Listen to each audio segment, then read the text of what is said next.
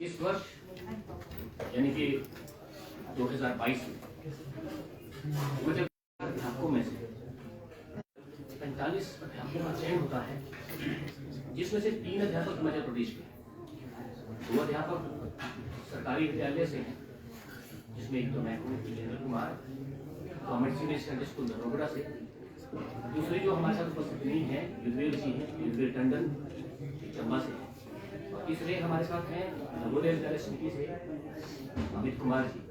तो ये पहली बार ऐसा हुआ है कि हिमाचल प्रदेश के लिए 3 नेशनल अवार्ड आए हैं। ये हम आपके साथ बात करना चाहते हैं। चाहूँगा अमित जी आप चाहे तो आप शुरू। ये एक बहुत गर्व का विषय है। माइक आवाज ये बहुत गर्व का विषय तो है ही पूरी स्टेट के लिए। जैसा कि वीरेंद्र जी ने बताया, मेरा नाम अमित है और मैं सुंदरनगर का रहने वाला हूँ और मैं बतौर कंप्यूटर जवाहर नवोदय विद्यालय टोंक में कार्यरत हूँ। और इस बार की जो नेशनल लेवल पे राष्ट्रपति जी ने जिन 45 टीचर्स को सम्मानित किया और न्यू एजुकेशन पॉलिसी में भी उनकी भागीदारी के लिए प्राइम मिनिस्टर श्री नरेंद्र मोदी के साथ वार्तालाप की। उनमें 3 शिक्षक हमारे हिमाचल से हैं और हम लोगों को एक बहुत ही फख्र होना चाहिए क्योंकि ये पहली बार हो रहा है। हमेशा देखने में आता था कि 1 या 2 शिक्षक ही इस लेवल पे पहुंच पाते थे, लेकिन ये दर्शाता है कि हिमाचल में शिक्षा के क्षेत्र में कोविड के टाइम पे जो काम सीरियसली हुआ है, हम सब ने, शिक्षकों ने, मीडिया ने हाथ के साथ हाथ मिला के जो हर घर पाठशाला प्रोजेक्ट था या मैं कहा है कि बॉम्बे का प्रोजेक्ट है ये ओपन सोर्स का, उसकी वजह से मैं आपके सामने हूँ। हजारों और लाखों स्कूली बच्चों तक पहुँचने की हम सब ने मिलकर कोशिश की और कोविड के समय में सरकार के द्वारा लगाई हुई प्रोटोकॉल्स और रिस्ट्रिक्शंस के होते हुए भी हमारे बच्चे जो है वो मेन स्ट्रीम एजुकेशन के साथ जुड़े रहे। उसी काम का ये कह लीजिए रिवॉर्ड हिमाचल प्रदेश को आज मिला है कि हमारे पास 3 नेशनल अवार्ड से हमें नवाजा गया है। मैं वीरेंद्र जी को आगे कंटिन्यू करने के लिए कहूँगा। मैं ये चीज़ जनरलाइज करना चाह रहा हूँ कि ये जो नेशनल अवार्ड है, इसका जो चयन प्रक्रिया है वो बहुत बेहतर बनाई गई है। वर्ष 2017 से पहले किसी भी शिक्षक को स्टेट अवार्ड लेने के लिए 15 साल की रेगुलर जॉब चाहिए होती थी और नेशनल अवार्ड के लिए 20 साल की। लेकिन केंद्र सरकार और राज्य सरकार ने मिलकर नए नॉर्म्स बनाए। अब नेशनल अवार्ड लेने के लिए 5 साल की जो आपकी सेवाएं होती हैं वो काफ़ी है और लगातार टीचर 4 महीने से स्कूल में होना चाहिए और फिर पिछले 5 वर्षों का उनका काम देखा जाता है। हालांकि अगर मैं अपनी बात करूं तो मैं पिछले 23 वर्षों से शिक्षण कार्य करवा रहा हूँ। वर्ष 1999 से आज तक मैं शिक्षक हूँ और मैं धन्यवाद करना चाहूँगा सरकार का भी और विभाग का भी कि ये जो नॉर्म्स में चेंजेस आए हैं ये शिक्षकों के प्रोत्साहन के लिए बेस्ट है। अदरवाइज इतना लंबा इंतजार नहीं हो पाता और इस तरह के जो पुरस्कार है स्टेट लेवल पर या नेशनल लेवल पर ये हमें प्रोत्साहित करते हैं और दूसरे जो शिक्षक होते हैं वो उससे प्रोत्साहन प्राप्त करते हैं। और जैसा कि अमित जी ने भी कहा, ये इसकी जो चयन प्रक्रिया है बहुत लंबी है। 97 लाख अध्यापक हैं, फिर उनका 4 स्तर पर उनका मूल्यांकन होता है। मूल्यांकन के बाद सबसे बढ़िया चीज़ ये है कि लास्ट में मिनिस्ट्री ऑफ एजुकेशन और MHRD के सामने एक प्रेजेंटेशन होती है अध्यापक की, उसने क्या काम किया है, क्यों उसको ये अवार्ड दिया जाए, तो वहाँ पर अपने को प्रूव करना होता है। तो जिसको कि हिमाचल के शिक्षकों ने बड़ी अच्छी तरह से प्रूव किया है और ये बहुत हर्ष का विषय है। हम बार बार कहते हैं, हमें भी इसका हर्ष हो रहा है और पूरे प्रदेश में ये हर्ष की लहर है, अध्यात्म में जोश है। तो हम ये कहना चाह रहे थे कि हमारे द्वारा किए गए कार्य दरअसल नॉलेज हुए हैं। देखिए, ये पुरस्कार किसी व्यक्ति विशेष को नहीं मिलता, बल्कि उसके कार्य को मिलता है। पहले मैं अपने कार्य की बात करूं, उसके बाद अगले व्यक्ति के पास आएंगे। वर्ष 1999 से लेके लगातार मैं शिक्षण के कार्य से जुड़ा हूं। वर्ष 2003 से मैं टीचर ट्रेनिंग करवा रहा हूं और अभी तक 20,000 से अधिक शिक्षकों को मैं प्रशिक्षण कर चुका हूं। प्रशिक्षण मैंने प्रदान किया है सर्व शिक्षा अभियान के माध्यम से, RMSA के माध्यम से। और यहाँ पर ये कहना बहुत जरूरी होगा कि मैं अपने विभाग के साथ साथ, मध्य प्रदेश एजुकेशन डिपार्टमेंट के साथ साथ NCERT, NIPA, SCERT उत्तर भारत के लिए रिसोर्स पर्सन हूँ, जिससे ये संख्या इसीलिए बढ़ी है। दूसरा मेरा विशेष कार्य जो था वो पुस्तक लेखन था। मैं एजुकेशनल टर्मिनोलॉजी पर लिखता हूँ, शिक्षण शास्त्र पर मैं लिखता हूँ और मेरी 3 किताबें लॉन्च हुई हैं, 2 प्रेस में है। ये पुस्तकें ऐसी हैं जो बच्चों को जॉयफुल लर्निंग के लिए मोटिवेट करती है। अध्यापक चाइल्ड सेंटर्ड एजुकेशन करने के लिए, चाइल्ड सेंटर्ड टीचिंग के लिए तैयार हो पाए। इसमें पहली पुस्तक है प्रारंभिक शिक्षण अधिगम सामग्री, यानी कि TLM का प्रयोग कैसे करें। TLM है तो टीचिंग लर्निंग मटेरियल, क्योंकि हर बच्चे को आप लोग जानते होंगे हर क्लास में 3 तरह के बच्चे रहते हैं। एवरेज स्टूडेंट जिसका परसेंटेज 60 से 80 रहता है, अबव एवरेज जो 5 से 8% रहता है, और बिलो एवरेज जो 10 से 12 या 15% भी हो सकता है। हमारी अधिकांश शिक्षण विधियां जो हैं वो सब की सब एवरेज स्टूडेंट को लेकर बनाई गई है। यानी कि हम एवरेज बीच वाले जो हमारे बच्चे हैं, जो ना तो सामान्य से ऊपर है ना सामान्य से नीचे, जो बीच वाले बच्चे हैं, उनकी शिक्षण व्यवस्था को सुचारू रूप से चलाने के लिए विधियां बनाई गई है। इसमें क्या होता है, इसमें दोनों ही स्तर के बच्चे पिछड़ जाते हैं। सामान्य स्तर से जो ऊपर का है वो भी पिछड़ता है, और जो सामान्य से नीचे है वो भी पिछड़ जाता है। तो जब ये चीज कभी हमें लगी कि ऐसा नहीं होना चाहिए, शिक्षण विधियों में तब्दीली होनी चाहिए, क्योंकि जब हर क्षेत्र में हम चेंजेस ला रहे हैं तो शिक्षण में भी चेंज लाने जरूरी है। उस समय गतिविधि आधारित शिक्षण मेरे माइंड में एक चीज आई कि गतिविधियों के माध्यम से पढ़ाना शायद हर लेवल के बच्चे के लिए बेस्ट होगा। और ये आपको मैं यहाँ पर क्लियर कर दूं कि एक्टिविटी बेस्ड लर्निंग एक ऐसी शिक्षण विधा है जिसमें हर बच्चा अपने पेस ऑफ लर्निंग से सीखता है, अपनी सामान्य गति से सीखता है। लेक्चर मेथड से आप पढ़ा रहे हैं, जरूरी नहीं है हर बच्चा उसको ग्रास्प कर रहा है, उसको समझ रहा है, लेकिन जब आप एक्टिविटी करवाएंगे, एक्टिविटी से कोई भी बच्चा सीखना शुरू करता है, अपने गति से सीखता है। इसके साथ तीसरा कार्य जो है, और मीडिया के माध्यम से आपका मैं पहले ही बहुत शुक्रगुजार हूँ। आपके माध्यम से मैं एक संदेश देना चाहूँगा, इसके लिए हमने प्रेस कॉन्फ्रेंस भी बुलाई और हम जनरलाइज करना चाहते हैं। पहला तो यही विषय था कि चलो हम अवार्ड लेके आए, ये हमारे लिए हर्ष का विषय है, पूरे स्टेट के लिए हर्ष का विषय है, क्योंकि नेशनल लेवल पर महामहिम राष्ट्रपति द्रौपदी मुर्मू जी के सामने जब ये बात कही जा रही थी कि हिमाचल से 3 टीचर हैं, तेलंगाना से 3 टीचर हैं, तो वो बहुत बड़ी बात थी। एक छोटी सी स्टेट से अगर 3 टीचर आ रहे हैं, यूपी से मात्र 1 टीचर आ रहा है, केरला से कोई भी टीचर नहीं थे, तो किस लेवल का वो इवैल्यूएशन होगा, शायद हमारे कार्यों को एक्नॉलेजमेंट मिली है। तीसरा महत्वपूर्ण कार्य मैं आपके सामने ये कहना चाह रहा हूँ कि वर्तमान समय में स्कूली बच्चों की हैंडराइटिंग बहुत ज्यादा गिरती जा रही है। पिछले 4 वर्षों से मैं अपने निजी स्तर पर बच्चों की हैंडराइटिंग को बेस्ट करने के लिए कार्य कर रहा हूँ, जिसके लिए मैंने कुछ मास्टर ट्रेनर्स तैयार किए हैं। वो मेरे अपने टीचर्स फ्रेंड हैं, या मेरे अपने ओल्ड स्टूडेंट्स हैं, या DLED के ट्रेनीज हैं। 250 ऐसे लोग हैं जो मास्टर ट्रेनर हैं, उसमें टीचर्स भी हैं, प्रिंसिपल्स हैं, कुछ मेरे ओल्ड स्टूडेंट्स हैं जो कुछ भी नहीं कर रहे हैं, घर पे हैं। मैं 4 स्ट्रोक्स सिखाता हूँ हैंडराइटिंग इंप्रूव करने के लिए। वो 4 स्ट्रोक्स लगातार 12 दिन प्रैक्टिस करने पर बच्चे की हैंडराइटिंग में तब्दीली आती है। और 4 वर्षों में ये संख्या 90,000 से अधिक हुई है। 90,000 से अधिक छात्रों को उनकी हैंडराइटिंग को बेहतर करने में हमने सहयोग दिया है, उससे हमें खुशी होती है।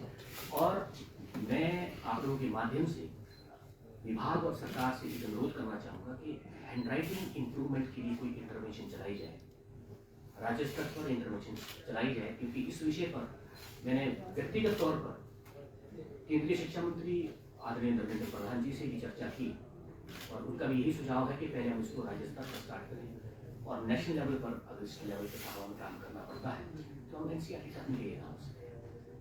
तो ये कुछ मेरे कार्य रहे हैं शायद जिनको तवज्जो मिली है और उसी वजह से ये नेशनल अवार्ड आया है। और ये नेशनल अवार्ड मात्र वीरेंद्र कुमार का नहीं, ये पूरी स्टेट का है, पूरी टीचर कम्युनिटी का है, सभी स्टूडेंट्स का है। और मैं इन्हीं सभी अपने टीचर कम्युनिटी को, अपने स्टूडेंट्स को, अपने सरकार को, विभाग को ये समर्पित करता हूँ। मैं चाहूँगा कि अमित जी भी अपनी बात रखें, हमने क्या क्या काम किए हैं।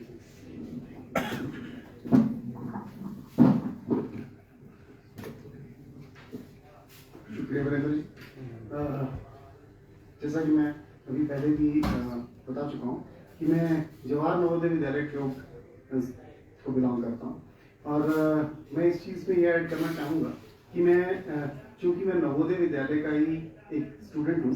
मैं नवोदय विद्यालय पंडो मंडी से मैंने अपनी शिक्षा जो है प्राप्त की है।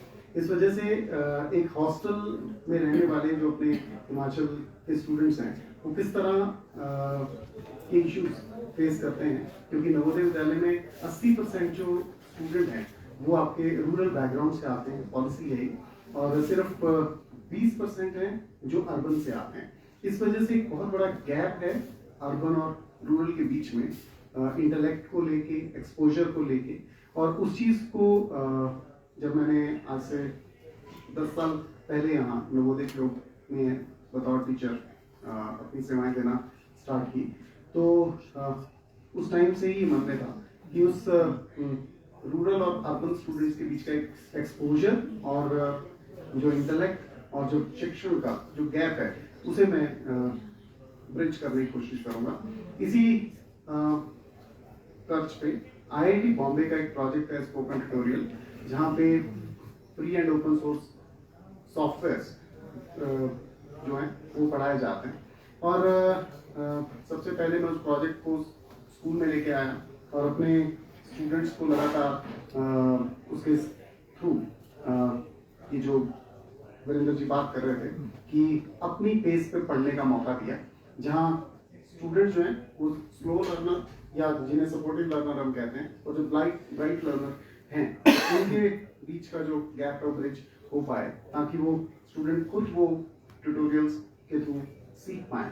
उसके बाद लगा कि ये प्रोजेक्ट इतना अच्छा है, इसमें बहुत सारे सॉफ्टवेयर के कोर्सेज स्टूडेंट सीख सकते हैं, लेकिन इसे कॉलेज लेवल पे भी इसे प्रमोट किया जाना चाहिए।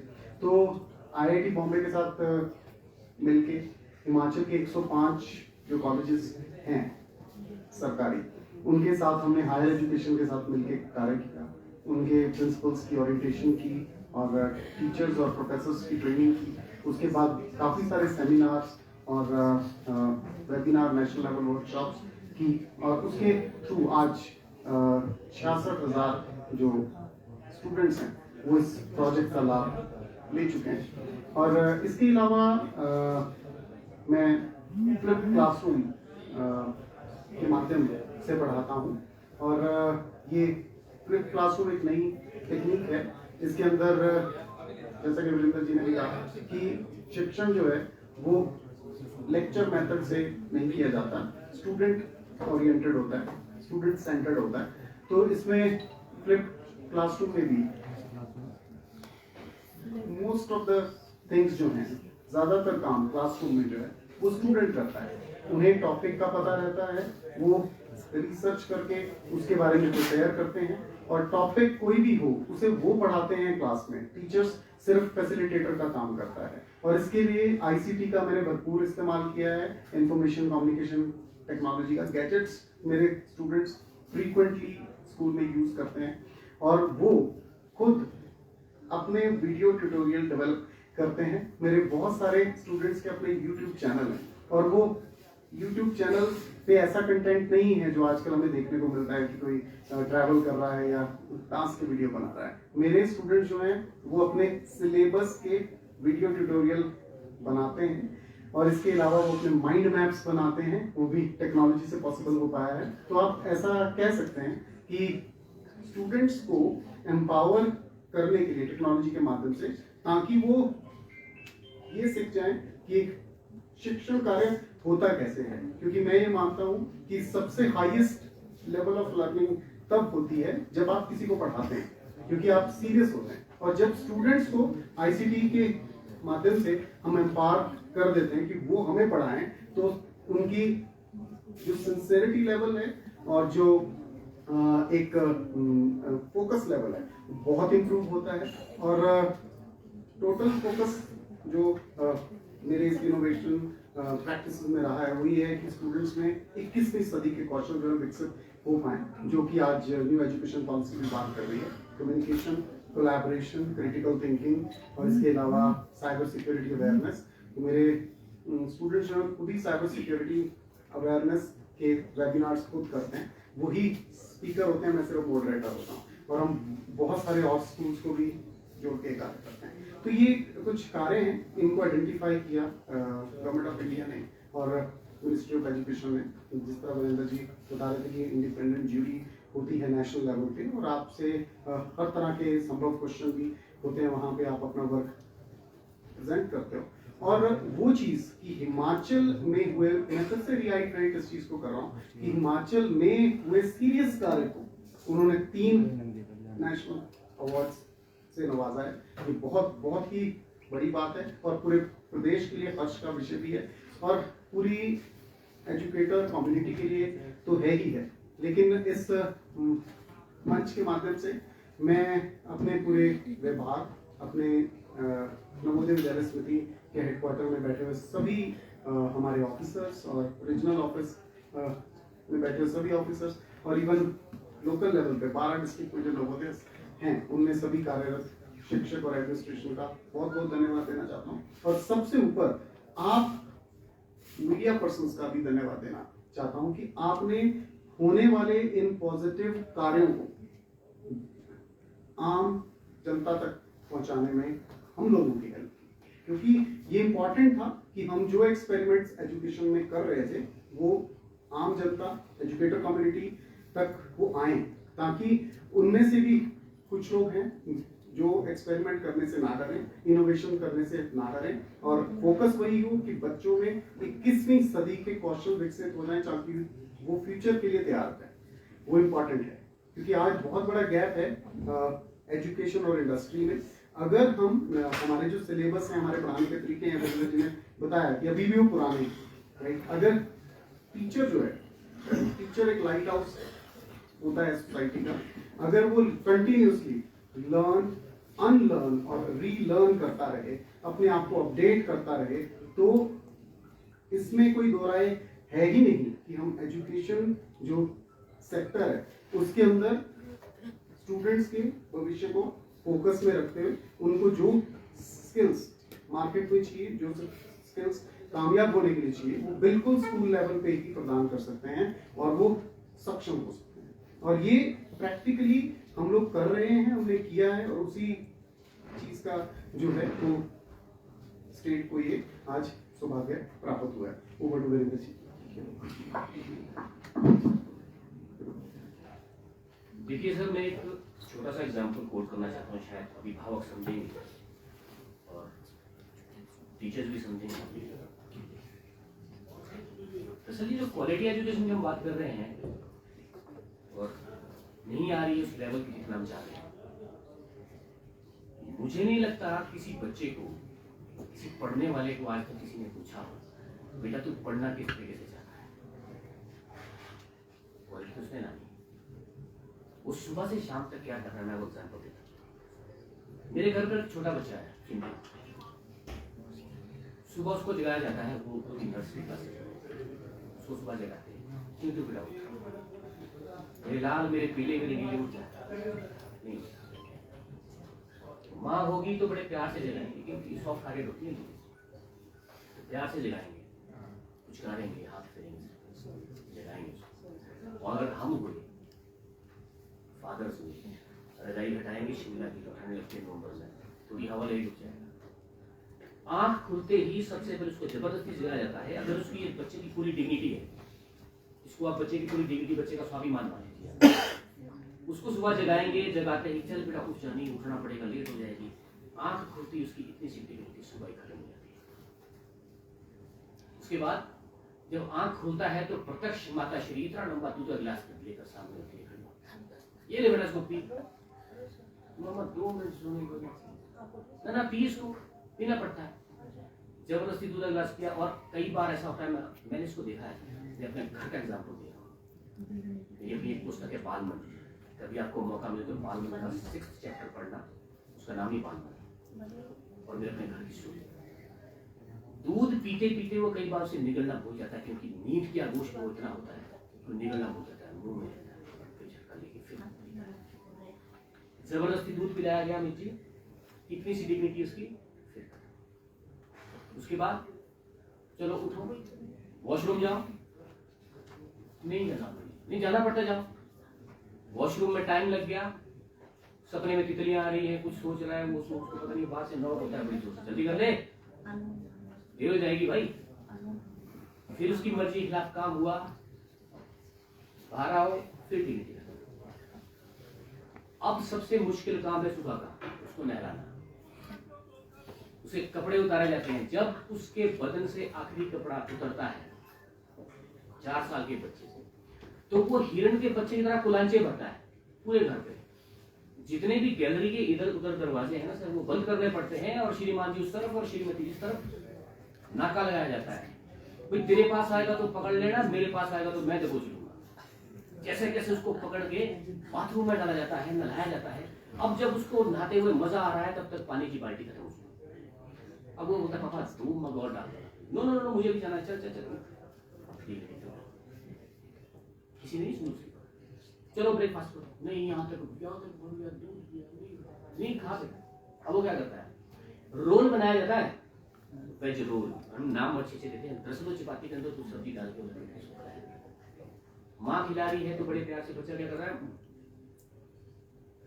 नहीं खा, तो पिताश्री उसकी हेल्प करते हैं, ले बेटा पानी के साथ निकल खाना तो ब्रेकफास्ट करना, फिर स्कूल जा, ये कर वो कर, जैसे जैसे दौड़ भाग की जब गेट के अंदर किया तब हम थोड़ी सांस लेते हैं। और स्कूल में उसका काम लगातार चला हुआ है, बच्चे का काम लगातार है। स्कूल में जब वो पहुंचता है, वहां पे कौन है, मेरा रमेश जी, यानी कि टीचर। टीचर कम वो बच्चे के लिहाज से अगर पूछे तो उसको क्या लेंगे, जर्नल से। पहला क्वेश्चन क्या करेंगे, हाँ भाई चिंटू काम किया है सर, थोड़ा सा रहता है, तेरा रोज थोड़ा रहता है, बाद में करना बड़ा कुछ होता है। अब शाम को जब वो छुट्टी होके घर आ रहा है, दरवाजे पर पहले डिमांड करता है, मम्मी दूध, बेटा यूनिफॉर्म चेंज कर लो, फिर देती हूँ, बॉर्नवीटा मिला के देती हूँ, तब तक आप एक सब्जेक्ट का काम कर लो। नहीं सुन रहा था कुछ। सुबह जब ना कर रहा था तब पिलाया गया जबरदस्ती, अभी जब मांग रहा है तब कंडीशन। फिर क्या करता, ये काम कर ले, ये होमवर्क कर ले, इतना कर ले। जब शाम को खेलने के लिए परमिशन मिलती है 5 बजे के आसपास, वो भी कंडीशन है, पप्पू के साथ मत खेलना, उसकी मम्मी के साथ मेरी बननी भी आती, नीचे मत जाना, ऊपर मत जाना, ये मत करना, वो मत करना। दरवाजे पर पहुंचते पहुंचते बच्चा क्या सोचता है, छोड़ो यार क्या खेलना। शाम को डिनर के लिए, मुझे नहीं लगता ग्रामीण परिवेश में, शहर की मैं बात नहीं कर सकता, ग्रामीण परिवेश में किसी बच्चे को पूछा गया हो, 4 साल के बच्चे को पूछा, बेटा आज डिनर में क्या बनाए, मुझे नहीं लगता। और जब मैंने अपने घर पे मेरे बच्चे से ये क्वेश्चन किया गया, तो उसको पता नहीं था डिनर में क्या बनता, उसने रोटियां बनाई, क्योंकि उसको पूछा ही नहीं था। इसका मतलब उसकी क्रिएटिविटी है ही नहीं। उस बच्चे को परिवार का सदस्य ही नहीं माना जाता। ठीक इसी तरह स्कूल में उसको स्कूल का सदस्य शायद नहीं माना जाता। सुबह आंख खुलने से लेकर आंख लगने तक सिर्फ वो निर्देशों का पालन कर रहा है, ये मत कर, वो मत कर, ऐसा कर ले, ऐसा कर ले। और जिस बच्चे की आंख खुलने से आंख लगने तक एक भी मंशा पूरी नहीं होती, उसके पास डिग्निटी की तकलीफ नहीं थी। इतने लंबी डिग्निटी मैंने दिखाई थी ना कागज, इतना सा बचता है। उसके बाद हम उम्मीद लगा रहे हैं कि ये क्वालिटी लाएगा, हमारे एजुकेशन में क्वालिटी आएगी। और हम पेरेंट्स क्या बोल रहे हैं, मेरा नाम करेगा रोशन जग में, मेरा राज दुलारा। क्यों भाई, तू गिरड़े तेरा अपना नाम नहीं रोशन कर पाया। अब उस बच्चे को ऊपर थोप रहे हो, तू मेरा नाम रोशन कर, मैं डॉक्टर नहीं बन पाया, तू बन। ये चीज शायद किसी ने नहीं सोची। अगर हम 2-4 लोगों ने सोचना शुरू किया है तो बहुत कम है। इसलिए उस चीज को जनरलाइज करना चाहते हैं। बच्चा टीचिंग लर्निंग प्रोसेस का सबसे अहम घटक है। और मैं एक चीज कह दूं, क्वालिटी का कोई इशू नहीं है। उस दिन क्वालिटी आ जाएगी जिस दिन हम बच्चे को पूछेंगे, बेटा तू करना क्या चाहता है, तू पढ़ना किस तरीके से चाहता है। बड़ी बड़ी हमने प्लानिंग कर दी, बड़ी बड़ी हमने योजनाएं बना दी, सिर्फ उसके ऊपर था। मैं ये नहीं कहता कि उसको फुल लिबर्टी दी जाए, जितनी उसे मिलनी चाहिए उतना उसको मिलना चाहिए। स्कूल में बच्चे को पूछा जाए आज सैटरडे है, बैग फ्री डे है, बेटा आप क्या करना चाहते हैं, एक दिन स्कूल आप ही चला लो, उसको लगे कि मैं भी कुछ हूँ। तो ये कुछ सब मुद्दे हैं जो हम जनरलाइज करना चाह रहे थे। और कभी अपने बच्चे को कंपेयर मत करो। एक मैं और एक एग्जांपल दे रहा हूँ, मेरे बच्चे के 95% आए, लेकिन अमित जी के बच्चे के 97 आ गए, तो मैं अपने बच्चे के 95% भूल के वहां पर फोकस करने शुरू कर दिया। यार उसके 95 के तो 97 मेरे बच्चे को 95, अपने कभी उसके सोचे नहीं होंगे मेरे कितने। ऊपर से समस्या क्या है, मैं अपनी समस्या से परेशान नहीं हूं, मैं आपकी खुशी से परेशान हूं। मेरा क्लास फेलो मिला, मैंने उसको पूछ लिया और भैया राजेश कैसे हो, बस भाई बढ़िया है। सुरेश कैसे हो, बस यार जी रहा हूँ, कट रही है बस। तो मेरा सीना फूलता मेरे अंदर, टेंडेंसी बोल रहा हूँ मैं, प्रेजेंट टेंडेंसी, इसके तो बुरे हाल है, मजे में हूँ। उसी खुशी को पाने के लिए वो फिर से जाता है कहाँ, 6 केले ले जाता है, आधा किलो बेसन की बर्फी। हाँ भाई अमित कैसे हो, अगर भाई साहब ने बोल दिया कि मैं तो मजे में बोल रहा हूँ, तो मेरी नजर पड़ती है यार ये 6 केले भी बर्बाद हो गए, बेसन की बर्फी भी बर्बाद हो गई, ये तो मजे में। और ये इस तरह की टेंडेंसी अगर हम रखेंगे और स्टूडेंट के लिए अगर हमारा अफेक्शन नहीं होगा सर, तो क्वालिटी नहीं आ सकती। हम जो काम कर रहे हैं हम उसके माध्यम बने हैं, हमने कोई बहुत बड़ा मैदान नहीं मार लिया, लेकिन काम को एक्नॉलेजमेंट मिलती है, मैं ये कहना चाह रहा हूँ। और सभी शिक्षक साथियों से मेरा निवेदन है कि हम अपने बच्चे को सेंटर में रखकर सारे काम करें, चाइल्ड सेंटर्ड एजुकेशन में, वहाँ से टेस्ट कुछ कहना चाहते हैं। बहुत ही सही बात करिंदर जी ने बताई। एक्चुअली अगर मैं आपसे इस प्लेटफॉर्म को यूज करते हुए बताना चाहूँगा कि एजुकेशन में जो लोग बीएड करते हैं उन्हें एक बहुत इंपॉर्टेंट थ्योरी या कह लीजिए फिलॉसफी पढ़ाई जाती है, उसे ब्लूम्स टैक्सोनॉमी कहते हैं। और अभी जो करंट सिनेरियो में एजुकेशन में काम हो रहा है वो सिर्फ और सिर्फ ब्लूम टैक्सोनॉमी की 3 डोमेन होती हैं, कॉग्निटिव, इनके दिमाग से तेज कैसे बनाया जाए, और एक होती है साइकोमोटर। साइकोमोटर मतलब बच्चा जो हाथ से कार्य करके सीखता है, जो सर ने भी बताया। और एक होती है अफेक्टिव डोमेन, उसमें हमें यानी कि बच्चे को अनकंडीशनल लव और उस एम्पैथी से उसके मन के अंदर चल रही भावनाओं को समझना होता है, और वो हमने करना बंद कर दिया। हमने तीनों लेवल्स में से हमने कॉग्निटिव पे फोकस कर दिया, कुछ एक टीचर्स ने साइकोमोटर पे फोकस कर दिया, लेकिन अफेक्टिव डोमेन पे कार्य करना बंद ही कर दिया। स्टूडेंट्स जो हैं they are so much stressed, they are so much pressurised कि बहुत ही मुश्किल होता है उनके लिए कोप अप कर पाना, पूरी वो डिग्निटी कैसे डिस्ट्रॉय होती है। मैं टीनेज स्टूडेंट्स को पढ़ाता हूँ, 16 से 18 साल के स्टूडेंट्स को, और उनमें आइडेंटिटी क्राइसिस होता है। साइकोलॉजी पढ़ते हैं हम, चाइल्ड साइकोलॉजी, तो वहाँ पे आइडेंटिटी क्राइसिस होता है। वो चाहते हैं कि हमें भी कोई जाने, हमारी भी कोई पहचान हो। और जब हम उन्हें क्लासरूम में या अपनी फैमिली में या सोसाइटी में उन्हें पहचान नहीं दिलवा पाते हैं, फिर वो सोशल मीडिया खोजते हैं खुद की पहचान खुद बनाने के लिए। वो वही स्किल्स हैं, गाना, नाचना, मजाक करना, जो वो सोशल मीडिया से कई बार बहुत भद्दे तरीके से भी करते हैं। उसके लिए हम टीचर ही कहीं ना कहीं कसूरवार है। और बहुत ही मतलब इस प्लेटफॉर्म को यूज करके यही बताना चाह रहे हैं कि बदलाव की जरूरत जो है वो उस तरफ नहीं है, वो इस तरफ है। टीचर कम्युनिटी में हमें खुद में चेंज लाना पड़ेगा, बच्चों में सोशल इमोशनल लर्निंग के लेवल पे सोचना पड़ेगा, तभी ये चेंज जो है वो पॉसिबल है।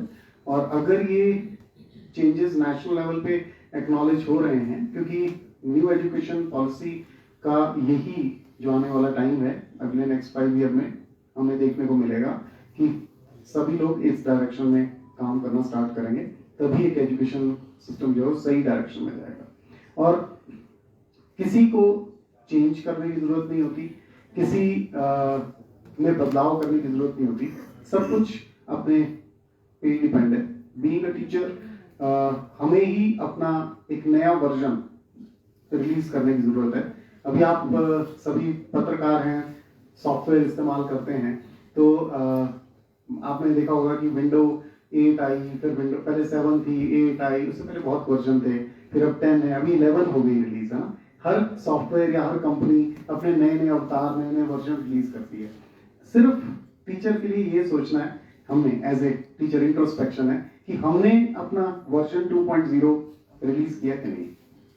हम उसी, जब हमने पढ़ाई की थी, जो हमने एक्वायर किया, एक बार नौकरी पा ली, हमारा हो गया वर्जन 1.0, तब से अब तक हम वही हैं। तो कहीं ना कहीं हम नेक्स्ट जनरेशन जो आने वाली है, उनका इनडायरेक्टली या डायरेक्टली नुकसान कर रहे हैं। हमें ही सीखना पड़ेगा, पुरानी जो नॉलेज है उसे भुला के नए एजुकेशन के इनोवेटिव तौर तरीकों को सीखना पड़ेगा, अपना ही वर्जन 2.0 रिलीज करना पड़ेगा, तभी ये पॉसिबल हो पाएगा। और एक प्रैक्टिकल सी बात, जैसे वीरेंद्र सर ने बताई कि हम लोग वो नहीं करते हैं जो हम देखते हैं।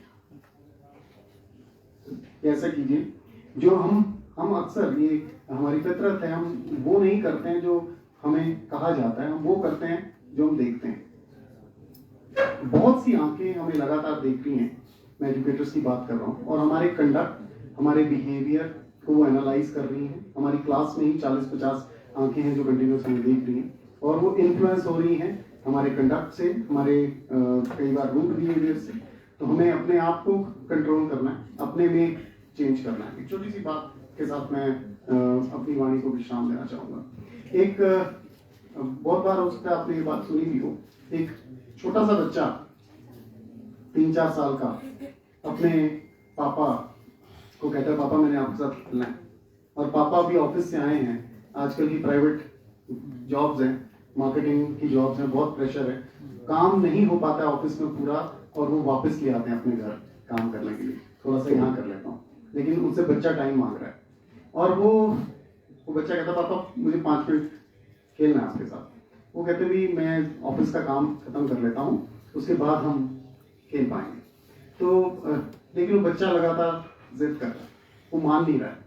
तो उसको बिजी रखने के लिए जो फादर है, वो कुछ पजल है उसको दे देता है। बच्चा एक शार्प है बच्चे आजकल, वो 1 मिनट में उसे सॉल्व करके ले आता है, पापा हो गई अब खेलो। वो परेशान हो गया, कोई और काम दिया फटाफट करके हाजिर, अब वो और परेशान हो गया। उसने कहा कुछ टफ सा काम इसको देता हूँ जिसमें ये कम से कम एक घंटा बिजी रहे।